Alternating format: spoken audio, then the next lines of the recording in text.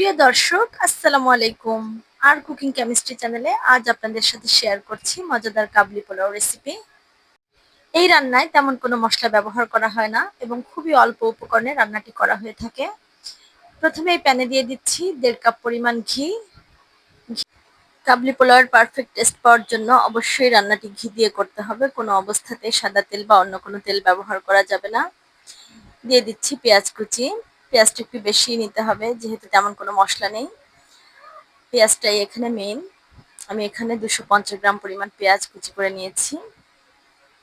পেঁয়াজটা যখন ভাজতে ভাজতে এরকম লাইট গোল্ডেন কালার আসবে এবং সফট হয়ে যাবে, তখন আমি এতে অ্যাড করে দিচ্ছি মাংসের পিসেসগুলি। বেশ বড় সাইজেরই মাংসের পিসেস নিতে হয় কাবলি পোলাওয়ে। আমি এখানে 8-10 টুকরার মতো বড় বড় পিসের মাংস নিয়েছি। আমি বিফ দিয়ে করছি, চাইলে এটি খাসি দিয়েও করা যায়। মাংসটা যখন পেঁয়াজের সাথে ভাজতে ভাজতে এরকম ব্রাউন কালার এসে গেছে, তখন এতে অ্যাড করে দিচ্ছি স্বাদ মতো লবণ। দিয়ে দিচ্ছি 1 টেবিল চামচ পরিমাণ জিরা। এই রান্নায় এটাই মশলার উপকরণ, আর তেমন কোনো মশলা নেই এখানে। সব উপকরণ সহ মাংসগুলোকে আরো কিছু সময়ের জন্য ভেজে নিচ্ছি। মাংস সিদ্ধ হওয়ার জন্য এখন আমি এতে অ্যাড করে দিচ্ছি 2 লিটার পরিমাণ গরম পানি। এখানে পানির কোনো নির্দিষ্ট মাপ নেই।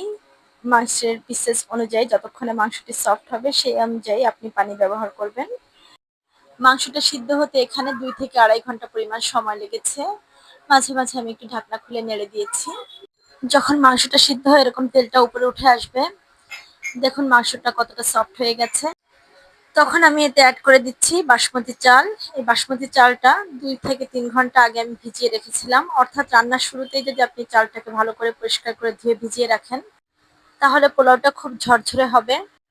আলতো হাতে ভিজিয়ে রাখা বাসমতি চালগুলোকে ছড়িয়ে দিচ্ছি। এখানে আমি হাফ কেজির একটু বেশি চাল নিয়েছিলাম।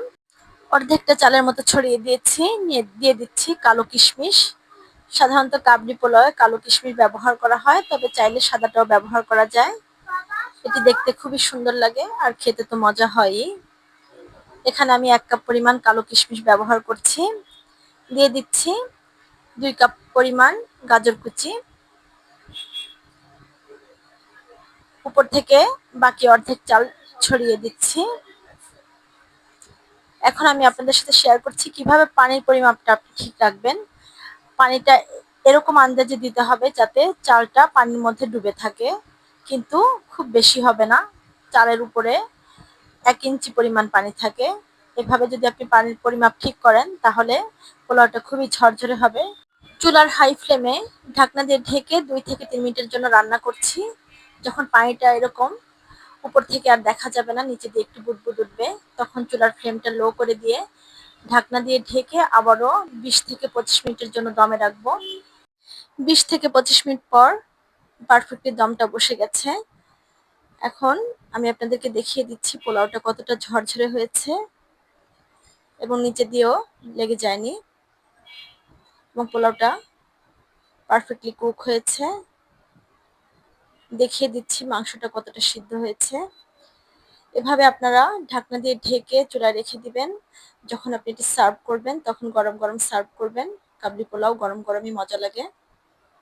ভিডিওটি এতক্ষণ দেখার জন্য আপনাদের সবাইকে অসংখ্য ধন্যবাদ। যদি ভিডিওটি ভালো লেগে থাকে তাহলে আমার চ্যানেলটিকে সাবস্ক্রাইব করে আমার সাথেই থাকবেন। সবার সুস্থতা কামনা করে আজকের মতো বিদায় নিচ্ছি। আসসালামু আলাইকুম।